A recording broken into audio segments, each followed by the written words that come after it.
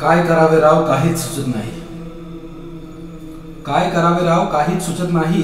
कितीही उदाहरणे दिले तरी डोळे काय यांचे उघडत नाहीत. रोज सकाळी उठून मंदिरात जातो. रोज सकाळी उठून मंदिरात जातो आणि जाब विचारला की सर्व धर्म समभावाचे गाणे हा गातो. सर्व धर्म समभाव म्हणजे काय रे असतो?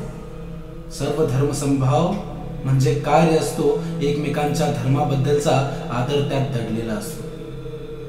मला तो आदर त्यांच्या डोळ्यात कधीच दिसत नाही. मला तो आदर त्यांच्या डोळ्यात कधीच दिसत नाही. तू बसतोस आरतीला पण तो त्रिशरण पंचशील म्हणायला कधीच बसला नाही. बोलावले की हातातली कामे टाकून पळतोस गणपतीला. एकदा तरी आमंत्रण देऊन बघ येतो का तो बुद्ध भीमाच्या जयंतीला.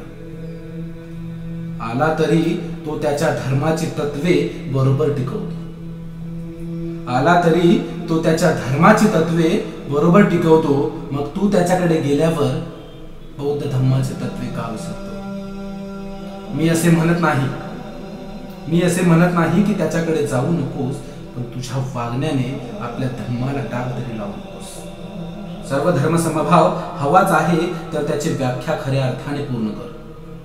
सर्व धर्म समभाव हवाच आहे तर त्याची व्याख्या खऱ्या अर्थाने पूर्ण कर. त्याने केला नमस्कार तर तू न चुकता जय भीम कर, न चुकता जय भीम कर. जर देशामध्ये वावरताना त्याला त्याच्या धर्माचा वाटतो अभिमान, जर देशामध्ये वावरताना त्याला त्याच्या धर्माचा वाटतो अभिमान, तर त्याच देशाचे संविधान लिहिणाऱ्या माझ्या बापाने दिलेल्या बौद्ध धर्माचा का नसावा मला अभिमान, का नसावा मला अभिमान. जय भीम, जय भारत.